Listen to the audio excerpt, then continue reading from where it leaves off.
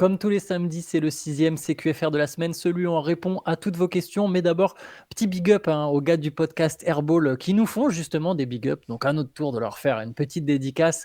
On a entendu votre demande de MOOC, d'envoi de MOOC. Ça, faut voir avec le chef. Il est à mes côtés et Théo Messi. Vas-y, j'en ai un, on vous l'envoie, il n'y a pas de souci les gars. Ah non, je pensais que tu allais dire que tu peux donner ton RIB, hein, tu sais, ça marche.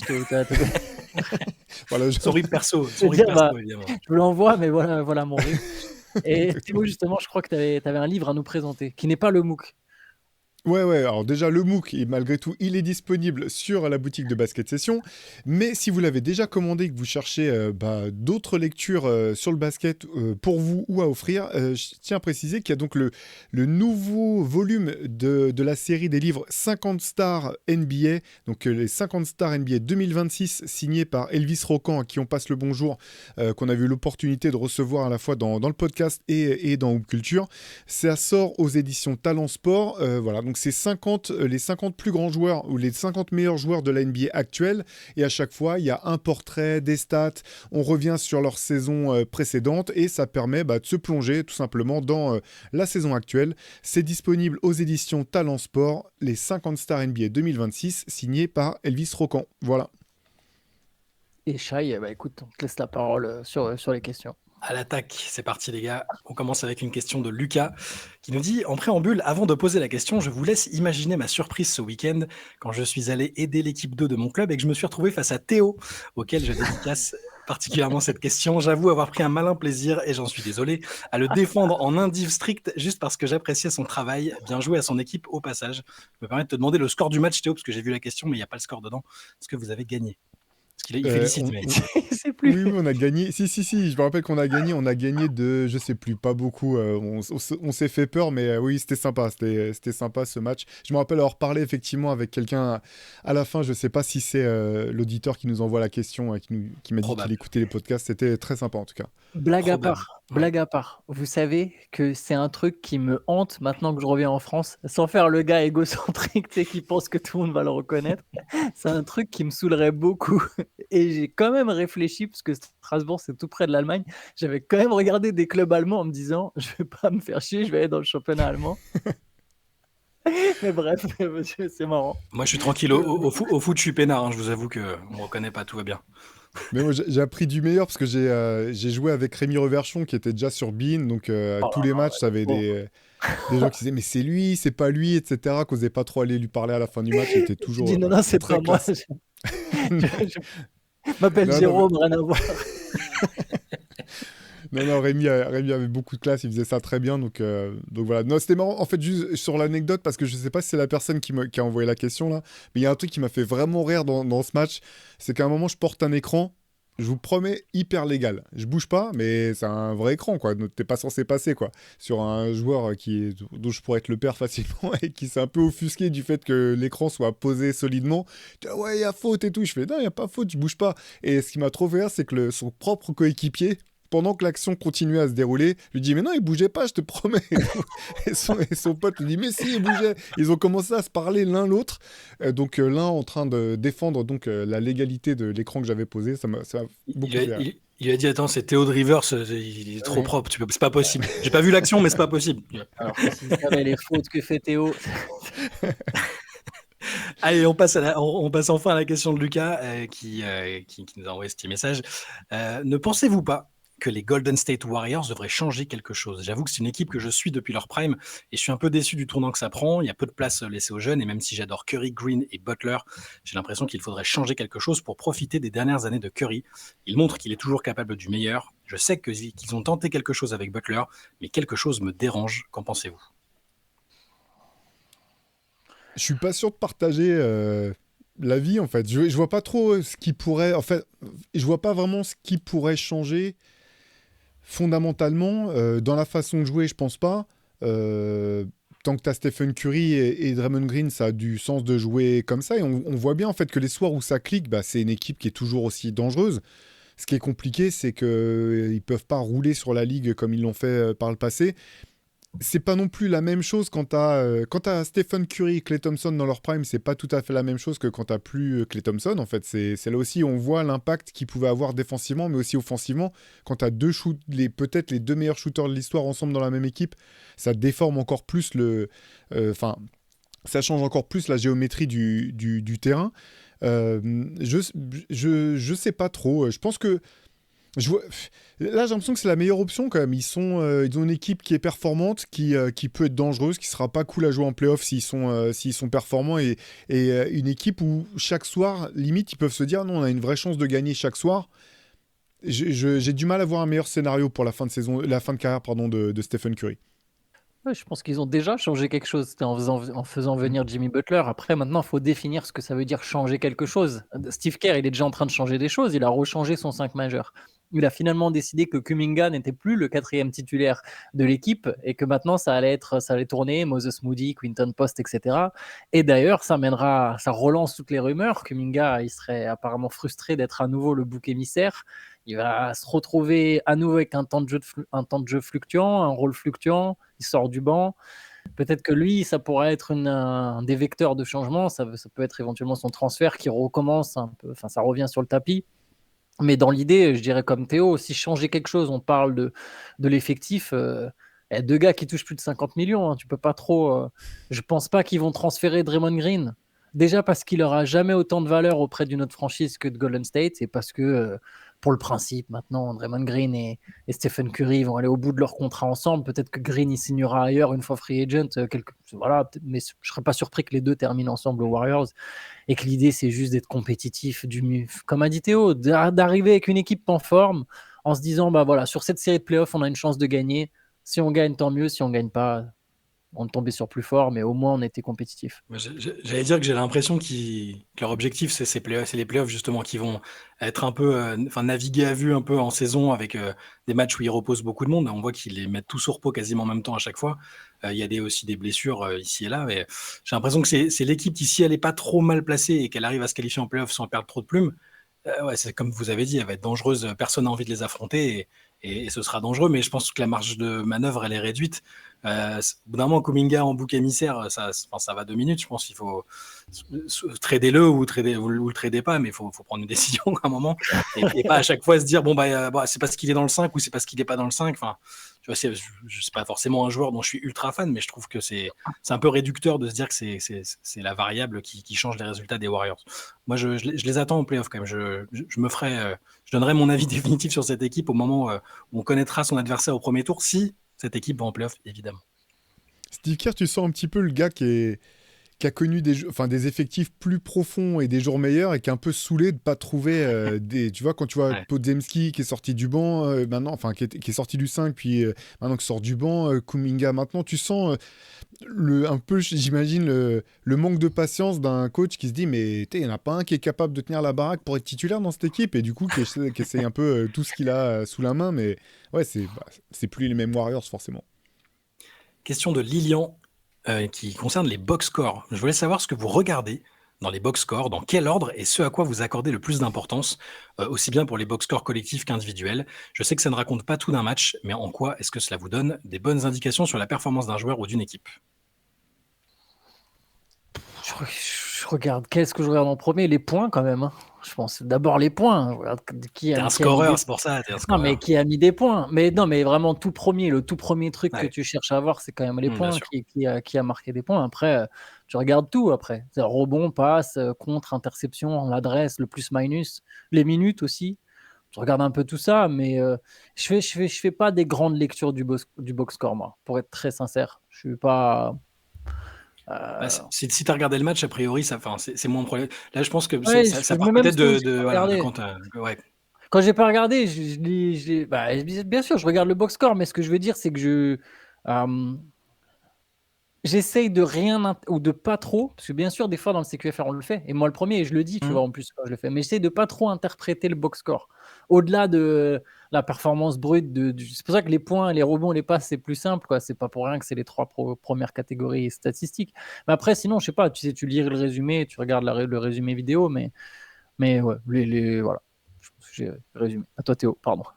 Non, non, mais c'est marrant parce qu'on en parlait avant de commencer Ouais, le CQFR. exactement. Et pour le coup, moi qui ai connu une époque où parfois on n'avait rien d'autre que les box scores pour essayer de déterminer ce qui s'était passé, euh, si je m'y arrête, j'ai tendance à vraiment scruter et en fait à regarder, regarder points et ensuite regarder le pourcentage à 2 points, 3 Ouais. points lancé franc, Ouais. passe décisive et regarder les balles perdues, regarder les choses comme ça qui s'équilibrent pour avoir une idée un petit peu de ce qui se passe. Et effectivement, je pense que je dois terminer par les minutes, sauf si, tu vois, des cas spécifiques, par exemple, tu as l'œil là-dessus depuis le début de la saison, Antoine, pour Zachary Rizaché, sur son nombre de minutes par match. Et tu vois, dans ce type de profil, bah oui, là, je vais regarder peut-être plutôt les minutes que je le ferais pour d'autres joueurs, ou parfois, j'ai même pas regardé le temps de jeu. C'est-à-dire que, tu sais, Stephen Curry, j'ai pas, par exemple, j'ai même pas regardé le temps de jeu en fait, parce que tu sais qu'il va avoir joué ses minutes quoi qu'il arrive. Donc, sauf si voilà, il y a eu prolongation, je sais pas quoi, là tu dis, putain, il a joué 40 minutes, ça fait beaucoup à son âge, mais, euh, mais voilà, après ça, la chance qu'on a maintenant, si c'est maintenant, tu as toutes les stats avancées, tu peux regarder des choses bien plus précises aussi que par le passé, quoi. Ouais. Moi, je regarde de deux. Ça dépend du point de vue duquel je regarde en fait. Si je regarde parce que je veux aller voir ce que mon équipe a fait en Fantasy League, bah, je regarde pas les mêmes trucs. Je sais quel joueur j'ai en fait sur la saison. Donc je regarde si le mec il a shooté à 4 sur 19. Voilà, je vais regarder en premier l'adresse, je vais regarder un peu les stats classiques. Et si c'est un match que j'ai pas vu, ouais, je prends un peu plus le temps et je regarde bah, les trucs. Le West, c'est vrai que c'est surtout les points marqués qui sautent aux yeux. Mais moi, j'avoue que j'aime bien parce que ça va avec le genre de joueur que j'aime bien, mais quand c'est pour les meneurs, le ratio assist-turnover, j'aime bien. Mm. Quand un mec a fait beaucoup de passes ou un nombre correct de passes et qu'il n'a pas perdu beaucoup de ballons, j'aime bien. Et le plus-minus, même si c'est enfin, c'est à relativiser toujours, je le dis, mais j'aime bien parce que ça montre quand même parfois et même souvent au moins un impact. Pas forcément l'impact qui a tout changé dans le match, mais lui, individuellement, ça me dit que son passage, il a été bon, quelle que soit l'opposition. Voilà. Pas forcément lui qui a été bon, hein, ça peut être les mecs autour. Oui, ça Moi, peut je me aussi être méfie les mecs vachement autour, ouais. du Ou les mais mecs en face, ça peut être l'équipe C en face à un moment. C'est pour ça que je dis qu'il faut pas tout prendre au pied de la lettre sur le plus-minus. vous me permettez une parenthèse sur Rizaché? Bien sûr. J'ai regardé justement le Hawks Spurs. Ok, donc je me disais, bon, il n'a pas beaucoup joué, mais il revient de blessure. Par contre, il y a un autre truc qu'on soulignait beaucoup depuis le début de la saison, c'est l'utilisation de Rizaché. Et le fait qu'il est, il est dans son rôle, mais quelque part, c'est pas un grand blâme de Quinn Snyder, parce que je capte aussi la pression qu'il peut avoir pour Snyder, etc. Mais Rizaché, grosso modo, il drive jamais. Il a jamais la balle entre les mains. Il est jamais utilisé en tant qu'initiateur de l'attaque. Donc je suis allé voir le nombre de drives par match. Il y a 9 joueurs des Hawks qui tentent plus de drives en moyenne que Rizaché. Il en prend 2,1 par match des drives. Il tente 2,1 drives. Et là, avant qu'on commence ce podcast, j'étais en train de regarder à l'échelle de la ligue ce que ça représentait par rapport aux autres ailiers titulaires. Pour l'instant, j'ai trouvé un mec, alors j'ai pas fait toutes les équipes encore, hein, mais qui drive moins, c'était Sam Merrill qui a 1,9. Mais Allez. ça vous donne un peu l'idée de l'utilisation de Rizaché et du très peu de drive. Donc au-delà des minutes, parce qu'il y a les minutes, mais genre Luke Kennard il drive plus, Keaton Wallace il drive plus, Onyeka Okongwu il drive plus, tous en fait, quasiment tous les Hawks qui jouent, ils ont plus de drive par match que Rizaché. Et voilà, et ça m'a, j'ai eu une petite pointe de, mais bon voilà, après. C'est marrant parce que je le trouve souvent agressif sur les débuts de match en fait. Donc même, tu vois, dans la répartition par rapport au match, je pense que les drives dont tu parles, ils sont quasiment tous sur le début du match Que dans le premier carton. les 2 premières minutes quasiment quoi. Parce que souvent je le trouve agressif à ce moment-là. Je m'étais pas fait la remarque à ce point-là. Donc c'est super intéressant ce que tu notes, Antoine. Et à quel point c'est une consigne et à quel point c'est un choix personnel dans le jeu, c'est ça aussi. En voyant la stat et en regardant le match, ce que je me suis demandé, je me suis dit, est-ce que c'est lui qui reste complètement dans son rôle? Est-ce que c'est les Hawks qui lui donnent pas plus? Est-ce que lui il se dit, bah non, mais de toute façon, Dyson Daniels, Nickel Alexander-Walker, Jalen Johnson, ils sont meilleurs que moi à ce stade de leur carrière sur ça ou pas? Tu vois, mais moi, ouais, voilà, c'est ça. T'as raison, Théo, c'est est-ce qu'ils sont meilleurs? Mais vraiment, de me demander qu'est-ce qui est dans la tête de Rizaché, tu vois. Est-ce que lui pense qu'ils sont meilleurs? Est-ce qu'au contraire, il se dit, mais en fait, moi aussi, je pourrais. Parce que, tu vois, par exemple, Nickel Alexander-Walker, qui est très bon sur ce début de saison, il est à 9, quasiment 10 drives par match, tu vois. Tu te dis, mais Zach, il pourrait le faire aussi, en fait. Tu vois, il pourrait être au moins à 5, tu vois, des trucs comme ça. Et bref, voilà. Petite stat anecdotique, mais voilà, je voulais vous partager, j'en profite. Très bien. Très bonne question ou très bonne remarque d'Antoine, comme un auditeur. On passe à une question de Sean69. Il y a quasiment un an, je vous posais la question, une question concernant le risque lié au physique hors norme de Victor, et vous vous étiez montré très optimiste dans la réponse faite dans le podcast. La blessure de la semaine, et cela ne me réjouit vraiment pas, me fait craindre d'avoir joué les oiseaux de mauvais augure. Expression de boomer, je vous laisserai faire la trad si ma question est choisie. Ma question est la suivante. N'est-il pas déjà temps pour le bien du joueur et de ses performances d'aménager véritablement sa carrière en termes de temps de jeu, pas de back-to-back, pas plus de 70 matchs joués en saison régulière? Moi, je dirais non. Je pense pas, parce qu'en fait, c'est... Alors peut-être que je me trompe, mais c'est pas comme s'il avait eu un type de blessure récurrente, en fait, Victor, pour l'instant. La thrombose veineuse, bon, bah enfin, tu pouvais pas le voir venir, ça aurait pu tomber sur n'importe qui. J'ai envie de dire, là, sur l'élongation mollet, c'est un petit peu la même chose. D'autant que là, on peut se dire, bah, peut-être, effectivement, il était longtemps sans jouer. Là, il revient, on voyait l'exubérance qu'il avait, il kiffait être sur le terrain, donc peut-être qu'il a un peu forcé. Je suis pas certain, en fait. Je pense qu'il est encore assez jeune et il n'y a rien, pour l'instant, finalement, qui laisse vraiment penser qu'il ait une faiblesse en particulier. Enfin, pour le coup, moi je me rappelle par exemple un joueur comme Zildrunas Ilgauskas, donc toutes les premières saisons ont été pourries par des problèmes de pied jusqu'à ce qu'ils subissent une opération hyper invasive du pied. Ils ont reconstruit en fait son pied complètement, ils ont cassé son pied pour le reconstruire, un truc de malade, et il a pu jouer Finalement, ça a un peu sauvé sa carrière, mais Victor, elle n'a pas ce type de soucis, j'ai pas l'impression pour l'instant, donc je suis pas plus alarmé que ça. Ouais, moi pareil, je pense que là on en fait un peu trop sur les blessures de Victor. C'est déjà la thrombose, tu as tout à fait raison, on peut pas le voir venir. Et là, c'est une blessure, ce qu'ils appellent les soft tissues. Donc, je veux dire, c'est pas les chevilles, c'est pas les genoux, c'est pas les ischios, tu vois, les C'est ischios, pas le dos. ouais, c'est pas le dos, c'est pas les hanches. Ça, c'est des blessures problématiques. Quand quand un joueur a des blessures souvent de ce type à ces endroits-là, c'est plus compliqué. On voit la Melo Ball, les chevilles, Stephen Curry, les chevilles à une époque. Joel Embiid, il n'a pas joué un match lors de ses 2 premières saisons, et lui, il y a tout, il y a le genou, le dos. Non, là, pour Victor, voilà. Le jour où il commencera à avoir des Nice-Ornès, là, gonflement du genou tous les 3 jours, comme Yanis a, par exemple, hein, en ce moment, beaucoup depuis quelques saisons. Le jour où il y aura... Tendinopathie, il est marqué Ouais, tout le temps. ouais, c'est ça. Tendinopathie du genou à chaque... Le jour où commencera à y avoir ça, oui, là, je pense qu'on pourra s'inquiéter, mais pour l'instant, un peu comme Théo, moi, je vois pas de grande faiblesse sur son corps. Ouais. Moi, ce qui me fait peur un petit peu par rapport à son morphotype, c'est j'ai souvent peur que des joueurs tombent dans ses genoux, en fait. Il a des tellement longs, comment dire, espèce de compas quand il fait ses reverse ou des moves où il est sous le panier. J'ai plus peur en fait que ses jambes soient prises par d'autres joueurs parce qu'il a ce physique hors norme qu'autre chose. Pour l'instant, ouais, moi je m'inquiète pas plus. Je sais pas ce que t'en penses, Shai. Si, mais après, je pense quand même que, en fait, là, si les Spurs sont prudents, c'est parce qu'ils sont conscients de la valeur incommensurable qu'il a. Enfin, c'est tellement important pour eux que Victor et pour toute la NBA presque, qu'ils soient en bonne santé, qu'ils prendront, je l'espère, jamais de risque vraiment avec lui. Ils s'y forceront jamais surtout avec les blessures récentes dont on a parlé il y a pas longtemps, là, hein. Ils feront très attention, mais moi non plus, je suis pas très inquiet. Je vais pas mentir, c'est une inquiétude vraiment que j'avais en début de carrière quand je le voyais. J'ai eu très peur, moi, de la passerelle Europe NBA, parce que tu fais des saisons avec beaucoup moins de matchs, et là, j'ai eu peur de ce moment-là, mais en voyant un peu tout le travail qu'il fait à côté, comment il est accompagné aussi pour le travail sur son corps, pour l'instant, je suis pas du tout inquiet non plus. Là, je pense que c'est pas encore un souci. Il faudra voir après en avançant dans sa carrière, évidemment. On passe à une question de Paul. Allez, je sais que nous sommes seulement mi-novembre, mais j'entends de plus en plus parler de cette fameuse cuvée de draft 2026 qui serait exceptionnelle selon certains. Je ne suis pas du tout la NCAA. Du coup, pourriez-vous nous éclairer un peu sur qui sont les top prospects les plus attendus? Y a-t-il des Européens, éventuellement des Français? Alors, c'est pas une grosse cuvée pour les Français, hein. Non. Il y en a un seul qui est pour l'instant dans le top 60 des prévisions draft, c'est Atanma de Lasvel, et il est au second tour autour de la 50e place. Donc, ça sera pas une draft pour Français. Il n'y a pas non plus d'Européens attendus très haut. Il y a 3 gros prospects. Alors, exceptionnel, moi, je pense qu'il faut mettre des... Je vais prendre un exemple. Je suis désolé, je vais essayer de pas faire trop long.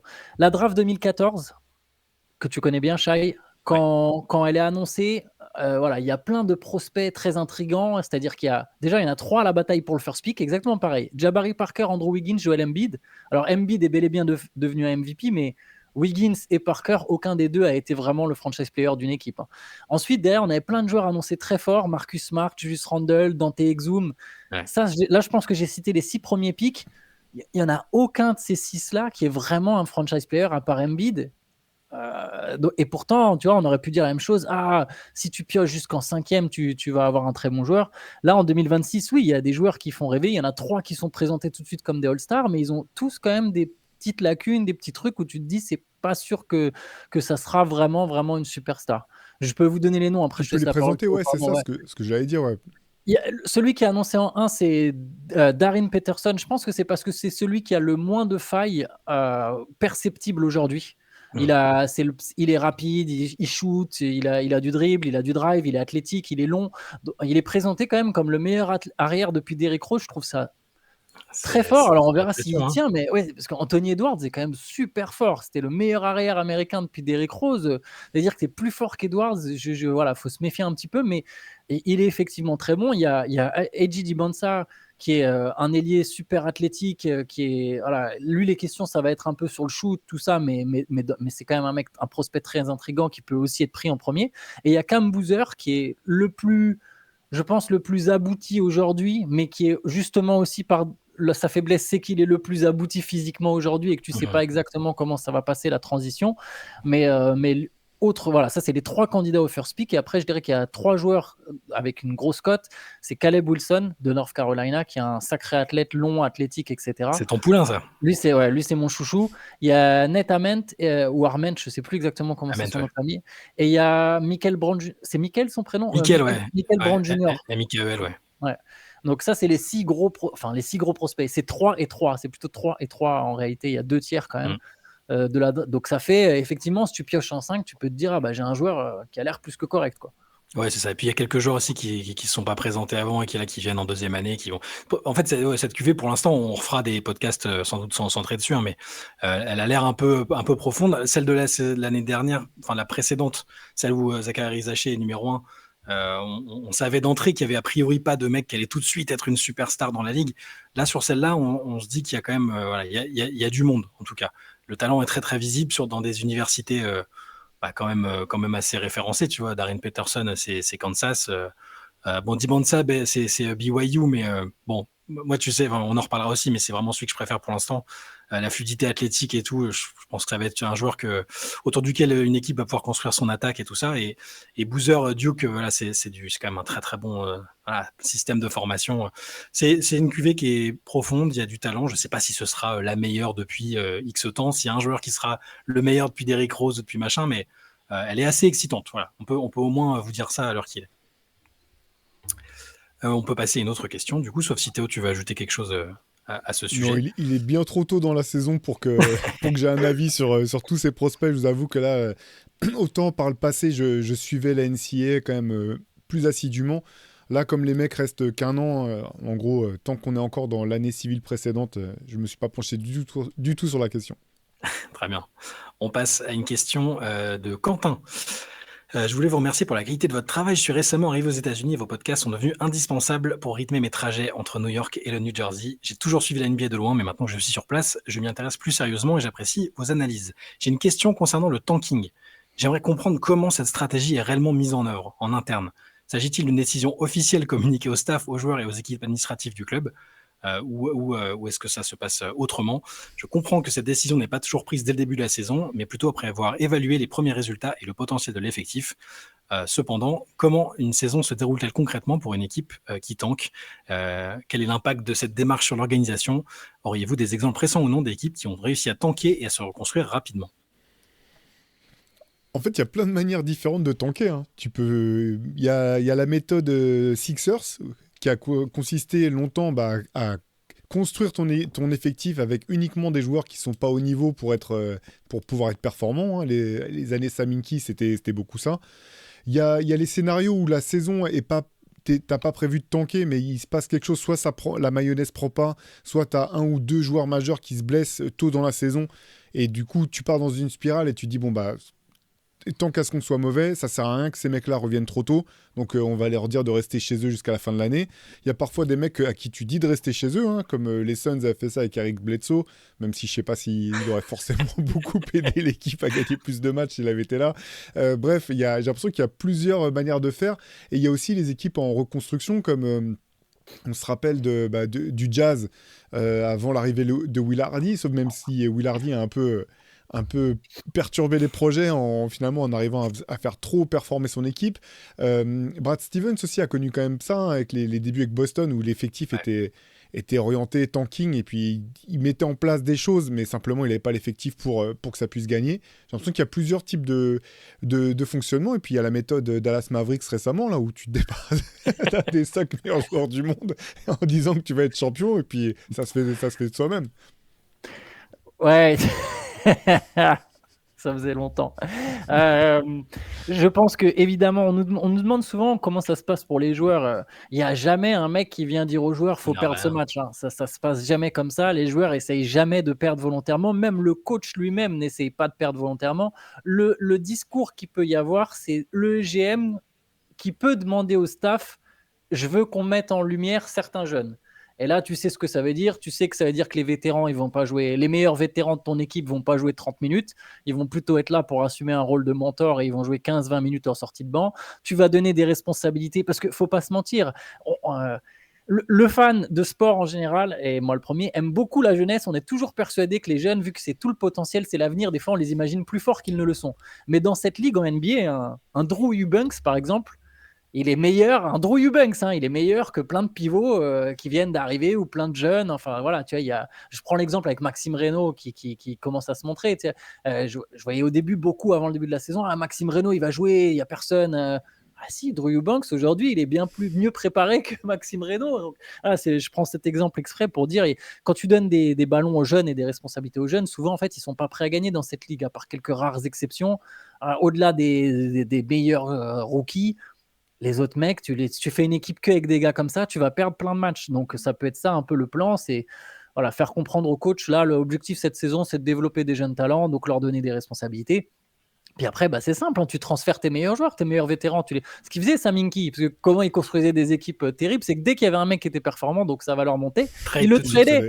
Evan Turner, Spencer Hawks, n'importe quel vétéran. Michael Carter-Williams et tout, c'est parti. Tous, il les a transférés un par un. À un moment, c'était Isaac Canaan qui était la star de l'équipe. Bon, ceux qui se souviennent de ça. Le mec est en Euroleague aujourd'hui, c'est un très bon joueur de Euroleague. Et Robert Covington, une pensée pour Robert Covington. Exactement. Mais tu vois, dès qu'un mec était fort, il se faisait trader. Et ça, c'est un peu la base du tanking. Donc, je pense.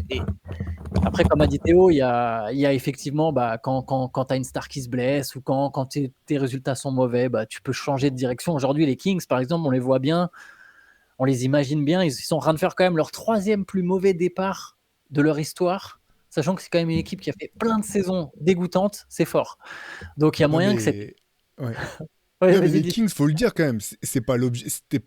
C'est pas l'objectif. C'est pour ça que c'est un truc de malade en fait. Et notamment dans la conférence Ouest, quand tu regardes des équipes qui sont catastrophiques, alors que c'était pas du tout le plan.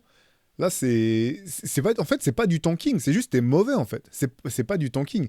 Mais ça va aller vers du tanking. Bien sûr. Ils vont transférer des mecs. Ça se transforme en ça. En tout cas, moi, non, je veux juste ajouter que les joueurs sont pas dupes. Les 3/4 suivent assidûment, connaissent les autres effectifs. Je dis les 3/4 parce qu'il y a aussi Anthony Edwards qui fait l'inverse et qui connaît pas les adversaires. Mais sinon, les joueurs voient les autres effectifs. Ils ont un tableau d'ensemble. Ils l'ont en tête, savoir qui a une bonne équipe, qui a pas une bonne équipe. Ils savent très bien quand leur équipe elle est plus sur une trajectoire pour tanker ou si elle est compétitive. Et après, parfois, les joueurs ils se mettent un peu contre l'objectif parce qu'eux, ils ont aussi besoin de prouver et ils vont jouer à 200%. Donc la question qui revient souvent parmi des gens qui suivent depuis peu de temps, non, il n'y a aucun joueur qui tanque. Le joueur lui-même, il tanque pas, il a aucun intérêt personnel à tanker, sinon il joue avec son argent, le mec, et ils ont aucun intérêt à faire ça. Donc les joueurs, ils peuvent, et ça se transforme parfois en des très belles trajectoires sur une partie de saison. Le Jazz avec leur équipe de mercenaires, il y a 2 ans, de mecs qui étaient en transit, qui devaient tous être tradés, ils ont fait un début incroyable. Ils sont rentrés dans l'ordre après, mais les joueurs tankent pas. Les franchises, par contre, y a un discours entre le GM, le front office, le coach, et puis il dit cette année, de toute façon, avec l'effectif que je te donne, tu as bien compris ce qu'on va faire.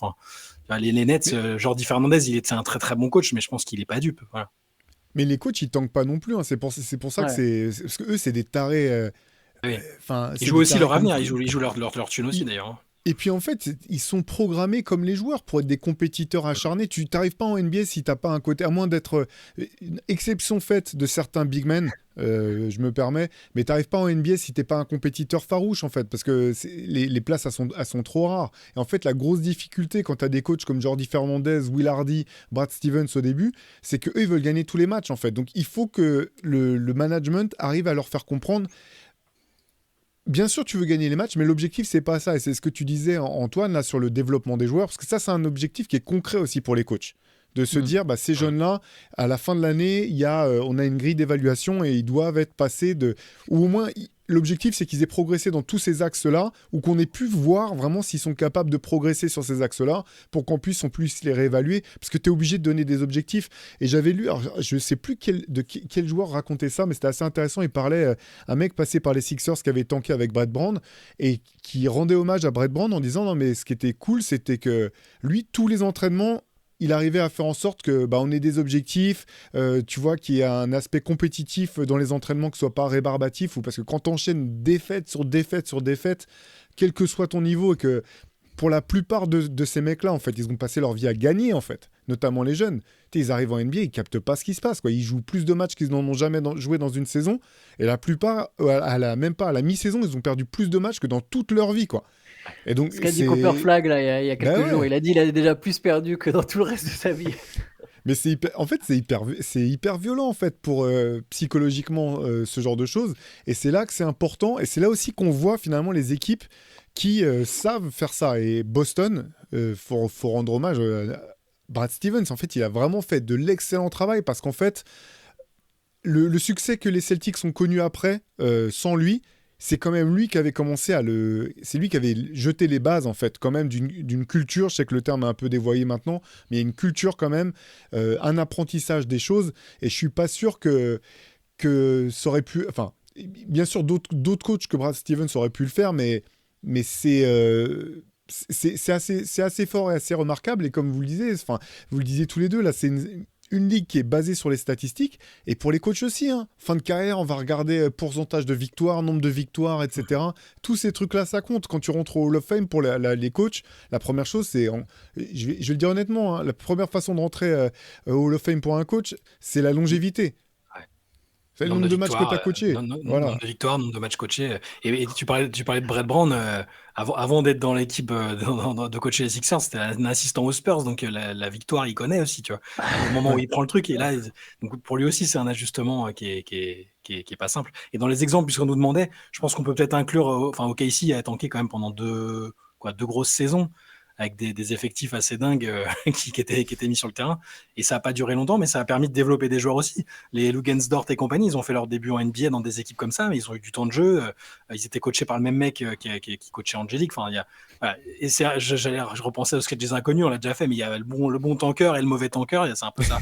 Il y a le bon tanking et le mauvais tanking. Il y a le tanking où tu développes, et l'autre où tu fais juste que perdre en espérant un petit miracle à la loterie derrière. Et le bon tanking, c'est aussi le timing. Et pour le coup, les Spurs, qui l'ont fait 2 fois, 2 fois, ça a payé. Donc, Bien joué. Bien joué les Spurs. Question de Camille. Après une douzaine de matchs, quels sont les vétérans de cette ligue que vous imaginiez le plus sur les rotules et qui vous surprennent finalement par leur niveau de jeu? Personnellement, j'ai directement pensé à Marcus Smart. Je l'imaginais apporter un supplément d'âme, mais avec un temps de jeu et un rôle beaucoup plus limité. Au final, on n'est pas loin de son niveau prime à Boston. Et à l'inverse, quel vétéran vous déçoit? Smart, c'est une bonne réponse, je l'avais dit déjà. Moi, je pensais qu'il était archi cuit, qu'il restait plus que les os et la carcasse, hein, quand il a signé aux Lakers. Donc, c'est un bon pic, je pense. Moi, je n'étais pas si surpris par Smart, pas vous mentir. Je l'avais même mis dans un papier, je me souviens, à l'intersaison parfaite pour les Lakers, j'avais même mis signé Marcus Smart. J'ai fait un truc comme ça, et j'avais mis Jake Laravia. Alors j'avais d'autres noms, hein. Il y en a d'autres. Rompelinka et Eli Basket. J'avais mis Smart et Laravia dans l'effectif. J'avais pas mis DeAndre Ayton. Je pourrais presque citer DeAndre Ayton. Hein. C'est un vétéran. Techniquement un vétéran. Je pense que la question de Camille, c'était vétéran. Ouais, je sais, sur peut-être pour les joueurs plus âgés, mais oui, t'as raison. Le fait que Stephen Curry soit toujours aussi fort, c'est pas vraiment une surprise, mais quand même. C'est impressionnant, quoi. Ouais, qu'il soit toujours aussi fort. C'est-à-dire qu'on se doutait qu'il serait fort, tu vois. Qu'il soit aussi fort, c'est assez dingue.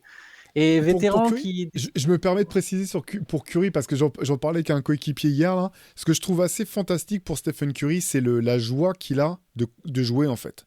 Tu vois, quand tu as Hmm. joué autant, quand tu as autant Ouais. gagné, tous les matchs, même de saison régulière, il y a une joie, un plaisir à jouer, une joie contagieuse, je trouve, qui est impressionnante aussi à cet âge-là. Pardon, je t'ai Non, interrompu, mais, Antoine. mais non, mais t'as tout à fait raison. Ouais, ça le définit très bien. Et après, vétéran qui déçoit, je sais pas, c'est plus dur, hein. Sinon, parmi ceux qui sont un peu meilleurs, Ah, je Holiday, je qu'Attendu, l'attendais je pas aussi Holiday. fort. Alors là, très Voilà, bien vu. voilà, je Holiday, Jamais, je pense que c'est pas jamais mal. j'aurais cru. Mm. Et pour ceux qui déçoivent, s'il y en a auxquels vous pensez ou... Klay Thompson, moi, quand même, je pense. J'allais dire Clay, Faut Ah j'allais ouais, tirer. dire Clay, Clay ouais, tout de suite. Clay, c'est dur, C'est hein. Mais très parce dur. qu'il a une side quest, il sort avec une star de la musique, il est dans son trip. Je pense que, Inside. je pense qu'il est pas, il est pas dedans, quoi. Ça va un peu mieux depuis qu'il est en sortie de banc. Ouais. Euh, mais ouais, c'est dur.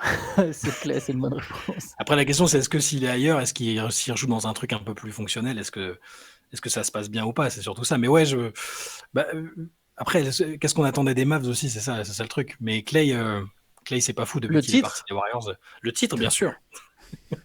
Et sinon, non, quand je pense à des vétérans qui déçoivent, ouais, il y en a sans doute, mais ouais. je sais Mettez-nous, pas. mettez-nous en commentaire. On se Ah, il y a repose ceux qui sur sont vous pas, honteusement.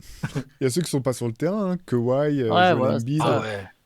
En fait, c'est même plus une surprise que ouais. C'est-à-dire qu'en dehors de l'extra sportif, c'est vrai que là, il a manqué 9 matchs de suite, je crois, alors qu'au début, c'était juste un petit truc, et puis ça se transforme encore en quelque chose de démesuré. Et on peut même dire que est-ce que Embiid, c'est pas décevant aussi, parce que on le voit revenir, on se dit, bah c'est bien, ils vont gérer son temps de jeu, puis là, hop, bah, il y a 4 matchs où il joue pas. En soi, c'est décevant, finalement, quand même. Ah si, Bref, un qui m'impressionne, non, si, pardon, Aaron oui. Gordon. Ah ouais, Moi, ouais. moi j'aimais Continue de j'aimais progresser. déjà bien à Ouais, il Orlando. est fort. Je le redis parce que c'est mon seul fait de gloire dans le Media Game. J'avais dit que il serait parfait aux Nuggets. Et donc, du coup, j'étais trop content quand ils l'ont fait venir et il a été parfait aux Nuggets. Mais c'est un joueur qui continue de progresser, quoi. Son Ouais. adresse à 3 points, là, à ce stade de sa carrière, non seulement c'est quand même remarquable, mais en plus, ça donne une toute autre dynamique à son jeu à lui et à celui des Nuggets. Je trouve ça impressionnant. Et voilà, son tempérament, la manière dont ça match avec Denver, là, c'est aussi un exemple d'un joueur finalement qui a été mal casté. En fait, je pense que la manière dont on le percevait n'était pas la bonne avec Orlando. Et Orlando a pas su quoi faire de lui, en fait. Et là, tu vois la plénitude qu'il a avec les Nuggets pour un vrai joueur qui est un mec qui fait la différence, qui est un joueur qui fait gagner. Ouais, je trouve ça super. Et c'est Aaron Gordon, c'est aussi 2014? Oui, absolument. Ça fait partie exactement de ce genre. C'est parfait pour la draft 2026. C'est Ouais. tout à fait ça. C'est qu'il est pris en 4. Donc, je l'avais oublié lui parmi les mecs. Tu vois, il y avait 7 mecs forts parce que lui aussi. Et en fait, quand t'es pris haut, le réflexe, c'est un peu toujours de penser, ah bah, il est pris en 4, donc il va être une star. Et c'est un peu toujours le piège pour moi. Et pareil sur la draft 2026, là, si on y revient vite fait, dans les 6 noms que j'ai cités, il y en a peut-être que un qui sera vraiment un franchise player. Et c'est même pas sûr. Ça se trouve, il y en aura 0. Mais ça veut pas dire que c'est des mauvais joueurs. Et Aaron Gordon, c'est le meilleur exemple, quoi. Ouais.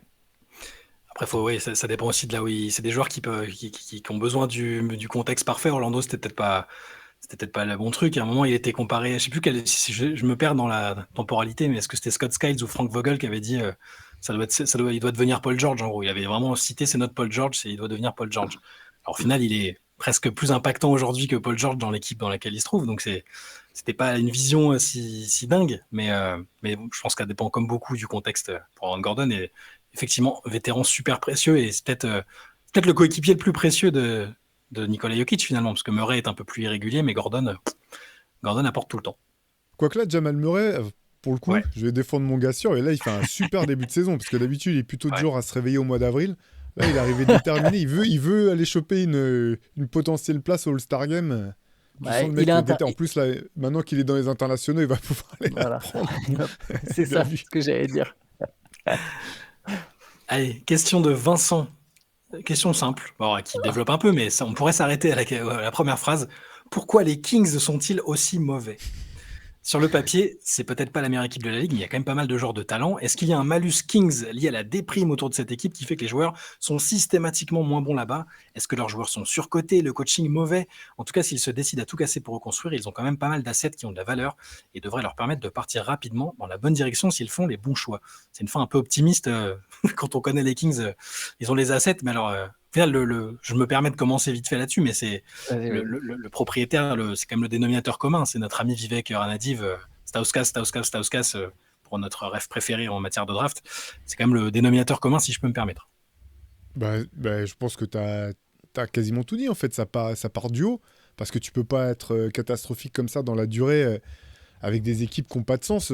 Ils ont des assets, mais je suis pas sûr qu'ils aient beaucoup de valeur. Hein. Je suis désolé, mais qui va s'aligner aujourd'hui ou sortir, vraiment casser sa tirelire pour aller chercher Zach LaVine, DeMar DeRozan ou Sabonis? Il y a pas 50 équipes qui vont venir frapper à la porte des Kings. Hein.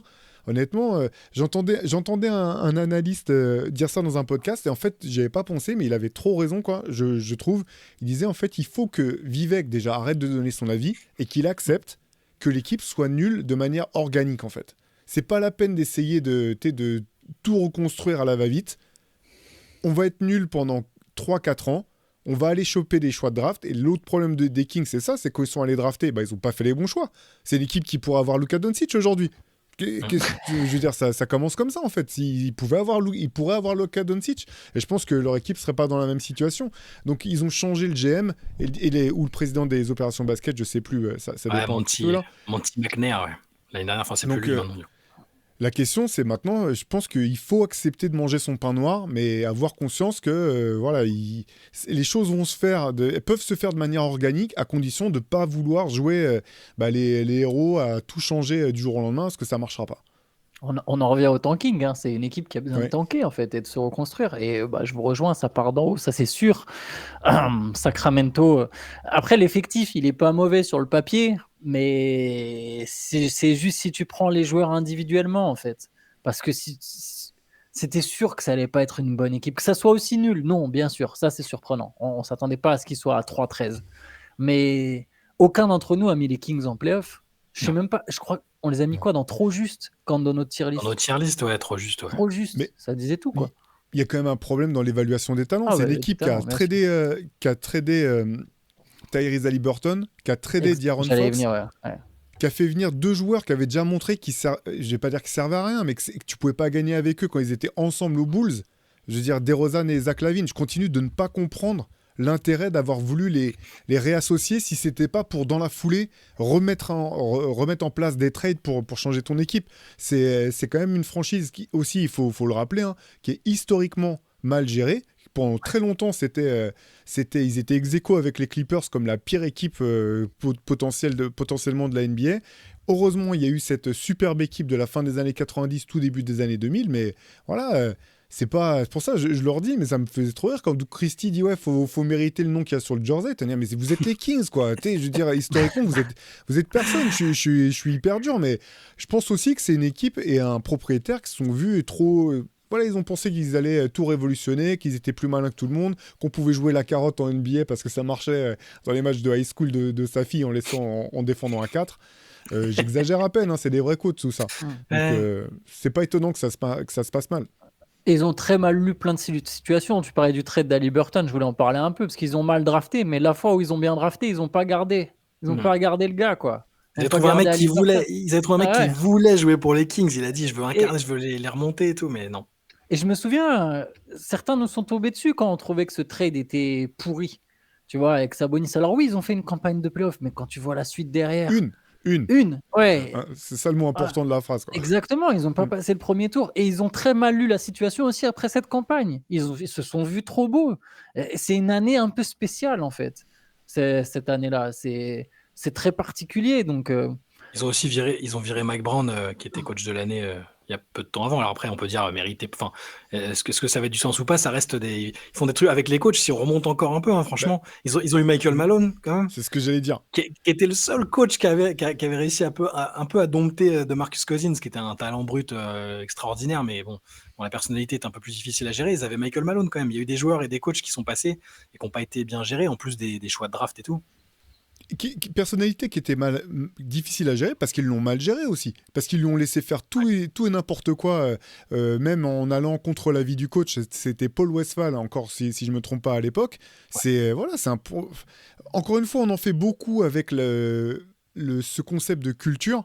Mais c'est des choses qui seraient pas passées aux Spurs, qui seraient pas passées aux Celtics, qui seraient pas passées au Miami Heat. Et donc voilà, je pense que ça explique la situation. Mais la grosse question, c'est est-ce que Vivek Ranadive va comprendre qu'il faut laisser les gens qui connaissent le basket gérer ces affaires-là et pas mettre son nez dans tout. J'en suis pas convaincu. On pourrait faire un bouquin sur tout ce qui s'est passé, hein, parce que le coup aussi avec donc Divac, qui est bon, ok, c'est une légende locale un peu, et quand il avait été nommé GM et que lui-même connaissait pas le CBA, enfin, il avait reconnu ses faiblesses sur le CBA, et du coup, ça fait faire des bêtises quand même, ce genre de choses. Et que dans son entourage, il y avait personne dans l'équipe, à part Stojakovic, je crois, qui avait un peu étudié le sujet, qui était aussi assistant GM.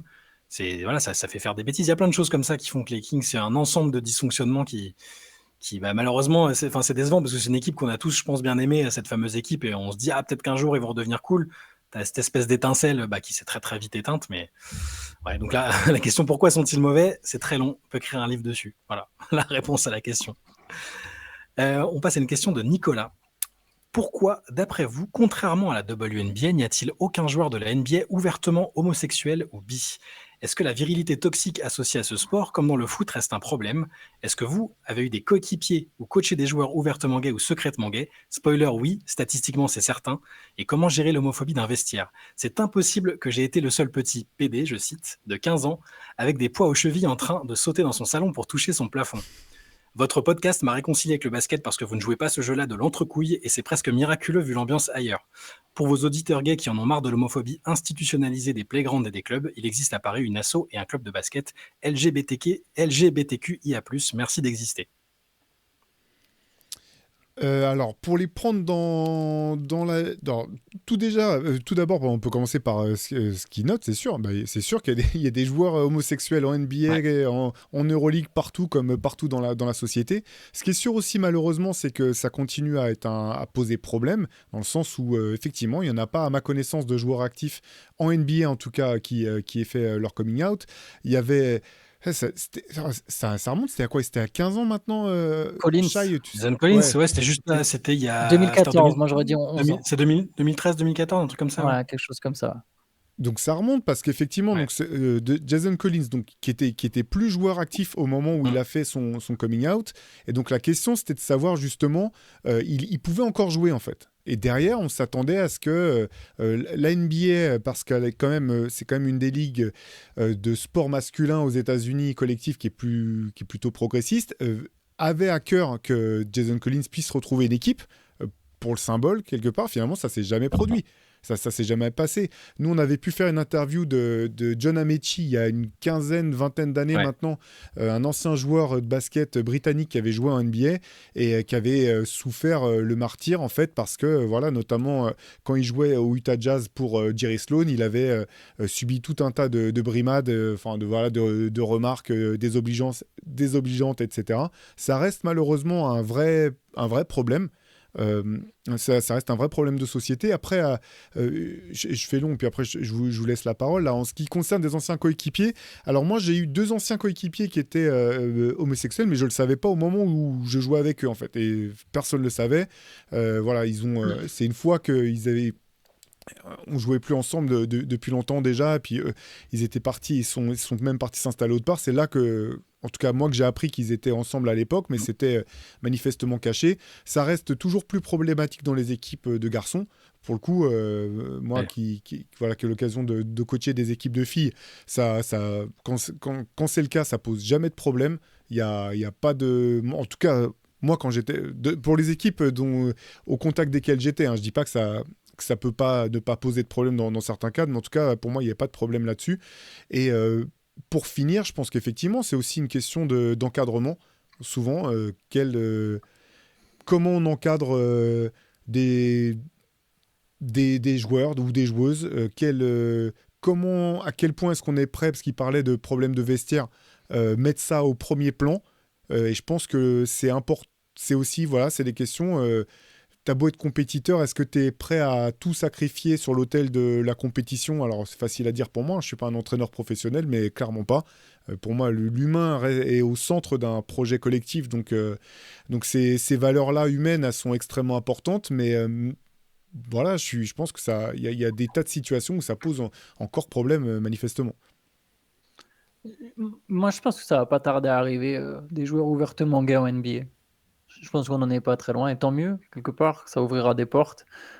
C'est toujours plus difficile chez les garçons, comme tu l'as dit. Je sais pas, moi j'ai par exemple tout bête, hein, j'ai aucune idée de qui parmi mes coéquipiers. Après, je m'en fiche, tu vois, Oui, ça m'est C'est ça complètement aussi. égal. Ça devrait même pas être un sujet, mais ouais, je dirais que je sais pas si j'ai qui était homosexuel parmi mes coéquipiers, quoi. J'en ai aucune idée. En fait, il y Ouais. a un truc, c'est-à-dire que en fait, je suis d'accord avec l'affirmation selon laquelle il y en a certainement, en fait, c'est sûr, mais je pense qu'il y en a finalement très peu qui arrivent jusqu'au niveau professionnel et même les échelons en dessous, parce que bah, pour ce que notre auditeur explique, c'est-à-dire que l'espèce de culture qu'il y a, moi je connais plutôt les vestiaires de foot qui sont extrêmement homophobes et déjà très très jeunes. Hein.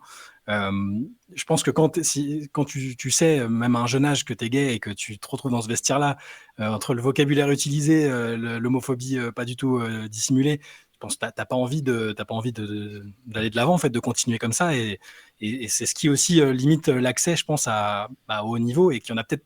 En fait, il y en a peut-être pas tant que ça parce qu'ils passent pas ces échelons-là ou ils veulent pas les passer, ils veulent pas évoluer dans un contexte aussi toxique, tu vois. Tu crois? Non, mais attends, non, Tu mais penses? il y en a, je pense que c'est certain, parce que enfin, je veux dire, ne serait-ce que statistiquement, il y a pas de, c'est évident, mais, mais je pense qu'en tout cas, ceux qui pourraient l'assumer sans aucun souci, Hmm. je pense qu'il y en a beaucoup qui sont bloqués très jeunes, en fait. Après, il faudrait en discuter avec des gens qui sont concernés, c'est sûr, mais je pense qu'il y a aussi quelque chose de cet ordre-là. Ouais. Moi, je, je m'attendais quand même après tu sais, l'affaire, enfin, après le coming out de Jason Ouais, Collins. Moi, moi je aussi. pensais vraiment qu'il serait ne serait-ce que re-signé par une équipe, quoi. Mm. C'est quand même un vrai échec sociétal de se dire que même si de toute façon sa carrière était déjà derrière lui, tu vois, il n'aurait pas été Ouais. un joueur majeur, il aurait pas été responsabilisé. Il a fait quelques matchs avec les Nets, je crois, mais après, Oui, il a joué avec les Nets, ce que j'allais dire. il était en fin Ouais, de carrière, quoi. Il a ouais, pas rejoué après, quoi. ouais, c'est ça. Tu vois, je me disais que je m'étais dit qu'il y aurait peut-être un argument commercial aussi quelque part qui pourrait intéresser des équipementiers ou je sais pas qui, tu vois, pousser finalement Mm. que en fait, le mec qui fera ça, il peut potentiellement devenir une égérie et un symbole en fait. Tu vois, donc il y a dans le sport business américain où quand même l'argent est toujours central dans toutes ces questions-là. Je pensais que ça pourrait être un facteur débloquant. Ça n'a pas été le cas. J'arrive pas à savoir si ça se produira bientôt un coming out, ce que tu disais, tu vois, Mm. Antoine. Ce qui est sûr, c'est dans le football américain. Alors, je suis pas très près, mais il y a quelques années, je sais qu'il y avait un des quarterbacks qui se présentait à la draft, qui avait fait son coming out Hmm. avant la draft. Bah, après, Il a pas je suis fait mal carrière, ouais. placé pour savoir si C'était c'était. Michael Sam, je crois. Il a pas fait carrière, enfin, pas fait une grosse carrière C'est ça. derrière. Ouais. Après, je suis incapable de dire si c'est principalement pour ça ou parce qu'il n'avait pas comment dire, les qualités requises Ouais. pour tenir ce poste en NFL. Mais en tout cas, ce qui est factuel, c'est qu'il n'a pas fait carrière. Ouais. Mais c'est pour ça que je disais il y a ça, hein, il y a le côté, ça peut être un milieu qui peut sembler hostile au niveau pro, mais c'est aussi parce qu'avant, dans les catégories inférieures, c'est dur, quel que soit le sport presque, j'ai envie de dire. C'est pas simple. On va dans le rugby, en foot, enfin, faudrait parler des personnes concernées, évidemment. Mais Vous pensez que personne savait pour Dwight Howard? après, de Howard, c'est même pas, je veux dire, c'est même pas, il n'y a pas d'officialisation de quoi que ce soit. Même lui, pour lui, il continue de dire qu'il est hétérosexuel à 2000%, parce qu'après, il est lié c'est un peu compliqué lui, mais c'est-à-dire que dans son entourage, il y a beaucoup de gens très très catholiques, chez son mentor, son entourage, enfin, donc c'est pas quelqu'un qui a fait son coming out, Dwight Howard. Non, il a pas fait. Non, C'est bah, juste en fait, c'est juste qu'il y a dans une affaire malgré lui, quoi. avec des histoires de violence d'ailleurs, hein, Oui, c'est une histoire sombre. Ouais. où on dit il se dit qu'il a couché avec un transsexuel. Tu vois, donc c'est encore, et puis donc c'est encore différent. Mais C'est même pas un transsexuel, je crois que c'est un mec. Hein. bah, Je crois que c'est je un sais plus. travesti, je me souviens plus de l'histoire. Bref, Ouais. c'est une histoire sombre. Vous irez googler. Il y a un truc comme ça. Très bien. En Bah, tout cas, merci. ouais, vas-y. Vas-y, Théo, si tu Non, voulais rajouter. j'allais rebondir pour finir sur ce que tu disais, Antoine, tout à l'heure, là, sur... tu as dit, ouais, de toute façon, j'en sais rien parce que je m'en fous. Et pour Je moi, en pense que fait, c'est c'est le truc le plus surtout... important, ouais. Ouais, voilà, c'est ça, c'est ce côté, il y a le droit à la différence, bien sûr, mais il y a le droit à l'indifférence que je trouve encore Mm. plus important. Et Bien sûr. finalement, au bout du compte, voilà, En fait, ce qui est triste dans tout ça, au-delà de la douleur, hein, pour des personnes qui peuvent pas vivre leur vie telle qu'ils le souhaitent ou pas aussi librement qu'ils le souhaitent, ce qui est triste, c'est que ça fasse encore question, quoi. Attends, en 2025, c'est bon, enfin, avancez, quoi. Ouais. En tout cas, merci Je à parle pas Nicolas aux pour. gens concernés, hein, je parle au reste de la société hein, quand je dis Ouais, avancer, bien sûr. évidemment. Et merci à Nicolas pour son Ouais. message, surtout ce qu'il dit à la fin. Euh, on passe à une question de Julien. Question de Julien, évidemment que j'avais sous la main et que je ne retrouve plus. Excusez-moi 2 secondes, voilà, je l'ai. Question de Julien. J'ai appris ce week-end que Tony Parker récupérait l'équipe de France garçon U17. Je ne peux m'empêcher de me poser des questions. C'est un grand leader d'équipe, ça ne fait aucun doute, mais qu'en est-il d'entraîner? L'entraîneur est quelqu'un qui partage, qui échange, qui accepte la progression et parfois voit sur le plus long terme plutôt que sur la défaite à court terme. Je ne peux m'empêcher de penser à Tony Parker comme un potentiel Thierry Henry comme entraîneur. Jugement purement personnel basé sur absolument rien, mis à part mes a priori sur des gens que je ne connais pas. La digression est balèze, mais le J'aime caractère de vainqueur est assez similaire chez les deux. Et quand on voit le désastre causé avec des joueurs au fond du trou à Monaco à l'époque et un rappel de l'entraîneur qu'il avait lui-même remplacé pour Thierry Henry, je ne peux m'empêcher de me dire qu'il faut qu'il soit accompagné pour éviter de faire des dégâts sur de jeunes talents. Pas de doute qu'il peut apporter beaucoup de choses, mais la psychologie d'un entraîneur à cet âge-là est quelque chose de clé. On peut penser que si on l'a mis là, c'est grâce à son nom, mais comment faire pour que cela se passe bien? Mais Thierry Henry, il coachait pas aux Jeux Olympiques, là, il était pas... Non, il était Si, si. Ça, pas c'était coach bien après. U17, ou... Il a coaché, Ah, ça, c'était ça bien oui, mais après. il a coaché avant à Monaco. Il a été propulsé coach de l'AS Monaco il y a quelques années. Et Ok. il y avait une déconnexion assez totale. Il y a des scènes assez marrantes qu'on voyait où les gars ils lui parlaient et puis ils disaient non, on dit bonjour, on dit monsieur. Enfin, il essayait d'instaurer quelque chose d'assez old school et ça passait pas du tout. Et il l'a dit après. Il était extrêmement frustré par ce qui se passait dans le club et il a pas du tout accroché avec à l'ASM. Après, il a été assistant en équipe de Belgique, il a été coach à Montréal aussi. Ouais. Et après, il a été entraîneur des espoirs, enfin de l'équipe de France olympique. Ouais. Je trouve qu'il y a une différence avec Thierry Henry quand même, qui est l'ami de Tony Parker, donc peut-être qu'il y aura des similitudes, mais c'est que c'est un club. Là, Tony Parker, il va coacher un été, hein. Et c'est pas lui le coach de ces gars-là, donc il peut.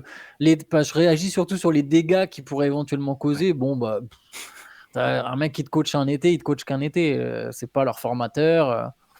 Moi, je sais pas quoi penser. Bien sûr que c'est facile d'être sceptique, tu vois. C'est Tony Parker. On aime bien des fois un peu le titiller, mais j'ai envie de dire, on verra. En fait, on verra qu'est-ce qu'il va apporter, qu'est-ce qu'il ne va pas apporter. Est-ce que ça va marcher, pas marcher? On verra justement. C'est ça qui est intriguant, c'est de voir comment est-ce qu'il va se renouveler, pas se renouveler, quelles seront ses forces, ses faiblesses. C'est sûr, c'est qu'il sera pas parfait dès le début. Après, j'imagine qu'il va quand même leur apporter quelque chose à tous ces jeunes-là, d'une manière ou d'une autre. Donc, moi, j'ai envie de voir.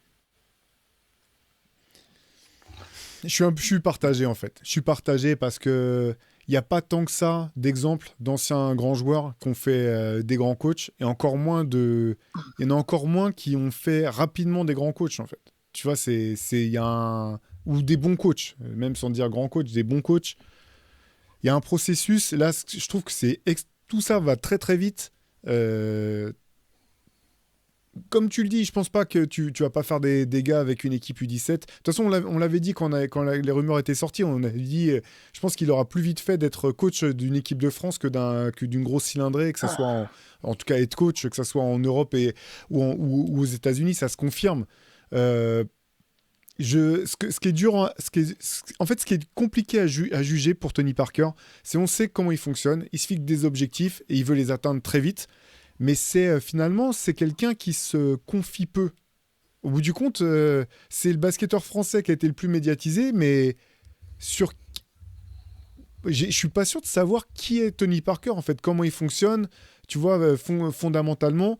Et là, par exemple, j'ai aucune idée de est-ce que ça fait déjà 5 ans que il est à fond là-dedans, dans ce style, il a ça en tête et je sais pas, il va discuter avec Messina, il va discuter avec Intel, avec des entraîneurs d'équipe de France jeunes. Est-ce qu'il est au contact de ce qui se passe au niveau de la Fédé, tu vois, sur les rassemblements des entraîneurs, etc. On n'en a aucune idée. Donc, comme on n'a pas vu ces éléments-là, ça pousse à penser quand même qu'il y a il est un peu parachuté là-dedans parce que c'est Tony Parker et que voilà, il a le comment dire, il a mérité aussi la place qu'il occupe dans le basket français, mais je suis un peu, pour l'instant, je suis un peu sceptique. En fait, je rejoins Antoine sur le côté, j'ai envie de voir, mais il n'y a pas beaucoup d'éléments qui me laissent penser que ça devrait enfin, tout devrait fonctionner en un claquement de doigts, quoi. Moi non plus, je sais pas. En fait, on sait pas quel type d'entraîneur c'est, quelles sont ses convictions en termes de basket, ces choses-là, le type de basket qu'il a envie de pratiquer, le rapport qu'il aura avec les jeunes, avec des joueurs qui eux l'ont vu, bon, surtout en fin de carrière, parce que c'est les U17, mais c'est ça que je me demande. Il y a différents visages de Parker. Il y a le côté où on dit qu'il ramène souvent les choses à lui-même. Est-ce qu'il va vouloir juste être là sur le charisme, l'aura, et à dire moi j'ai fait ça dans ma carrière, je vous donne cet exemple-là, vous l'appliquez. C'est comme ça qu'on joue avec les Spurs de Pop. Ou est-ce que ce sera peut-être plus, plus pragmatique et plus tactico-tactique, j'ai envie de dire. Je suis très curieux de voir ça. Et celui qui prend le plus de risques, en fait, on parle de dégâts dans la question. Les dégâts, ça peut être pour lui aussi, hein. C'est-à-dire que si ça se passe pas bien du tout et qu'il n'y a pas de bons résultats ou qu'il y a des retours négatifs de la part des joueurs, bah, sa volonté de reconversion sera tuée dans l'œuf, tout simplement. Parce qu'il veut repartir, il a dit qu'il voulait partir d'en bas, entre guillemets, donc on va dire que les U17 c'est en bas. Bon, si ça se passe pas bien là, si après il est parachuté sur d'autres postes, ça va être compliqué. Par contre, si ça se passe bien, mais il aura gagné le droit de passer à autre chose et on verra ce qu'il en est. Son rêve, il avait dit qu'il ne serait pas contre coacher en NBA, qu'il ne serait pas contre coacher l'équipe de France. Bah voilà, il va falloir passer par ces étapes-là et on va voir ce qu'il en est. Ouais, parce qu'il y a d'autres grands joueurs pour qui ça n'a pas été si simple, hein. On se rappelle de Antoine Rigaudot, par exemple, qui était célébré comme peut-être... enfin, c'était un joueur hors norme, sans aucune... question se pose même pas, l'un des plus grands joueurs français de tous les temps, avec un QI basket hyper pointu, lui aussi un compétiteur acharné. Finalement, ça n'a pas été si simple son passage en tant qu'entraîneur pro du côté de Paris.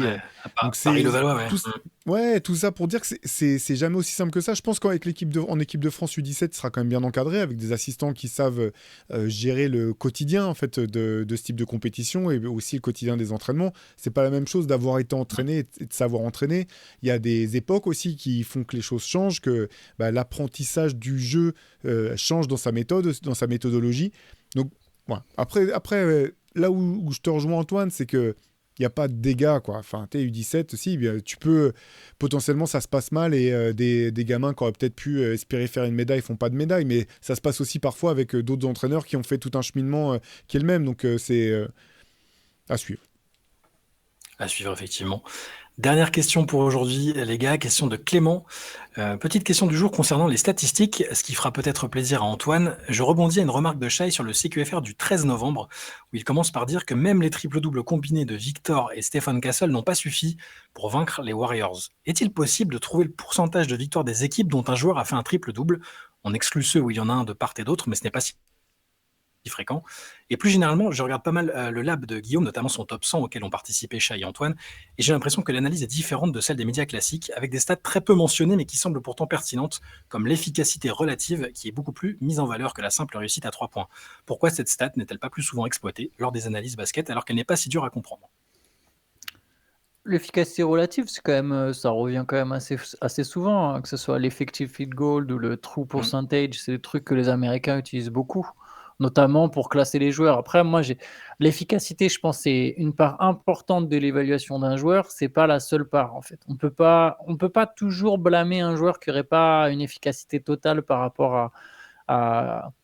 Par exemple, je prends l'exemple, vous allez voir, pour une fois, je vais défendre Paolo Banchero. Paolo Banchero, qui est un joueur très peu efficace, si on s'arrête juste sur ça, je trouve que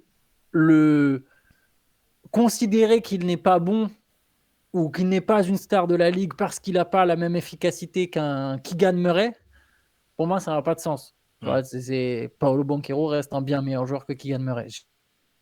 J'ai pris un exemple au pif, hein. J'ai donné 2 joueurs au pif, mais c'est effectivement une stat et elle est quand même employée. C'est vrai que nous, peut-être que dans les CQFR, on s'en sert pas beaucoup, mais sur les papiers américains, on la voit beaucoup. Et pardon, c'était quoi la première question? C'était est-ce qu'il y a quelque chose pour estimer, est-ce on sait estimer le pourcentage de victoire d'une équipe lorsque ouais, mais ça doit se trouver, mais c'est sur des trucs payants. C'est Moi, j'avais vu un article, je crois. Alors, ça remonte à il y a 1 an ou 2, donc peut-être que entre-temps, ça a bougé, hein. Surtout que des mecs comme Jokic en font à l'appel, donc peut-être que ça a encore équilibré les stats. Mais je crois que j'avais lu un truc du genre entre 65 et 70% de victoire quand même quand il y a un joueur qui fait un triple double. C'est il y a 2 ans. Il y a 2 ans.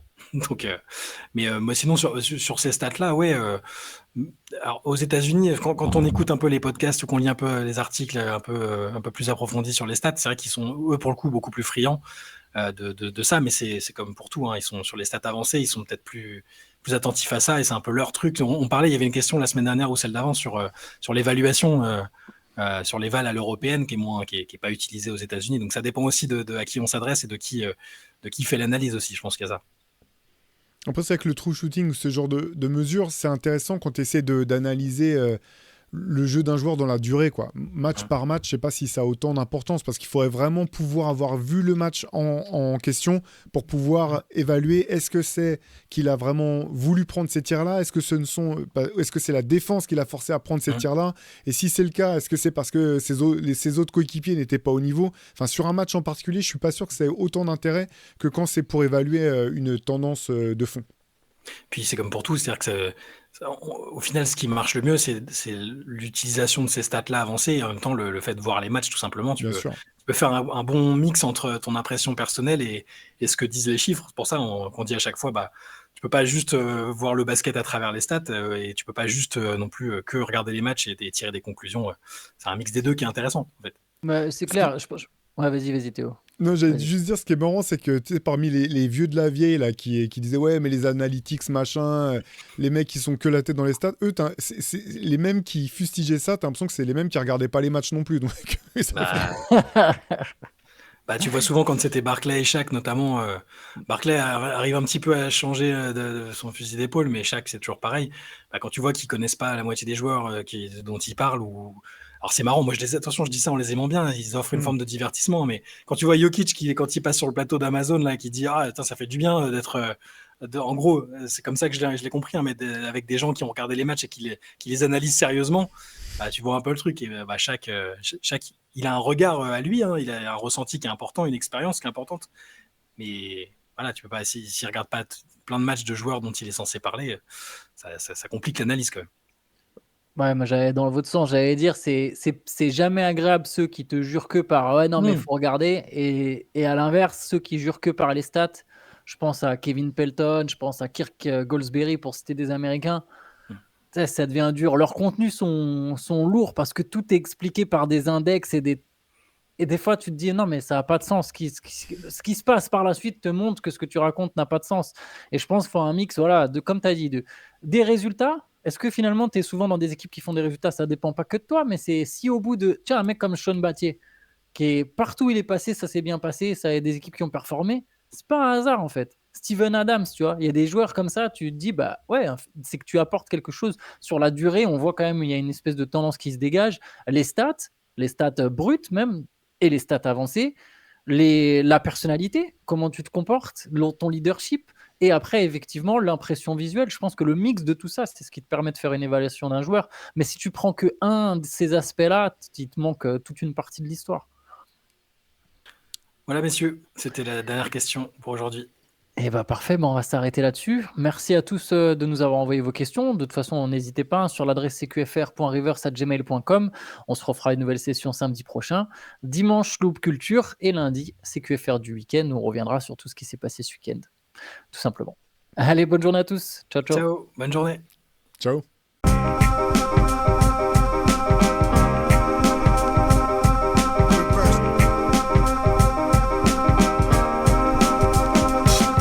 Game is out there, and it's either play or get played.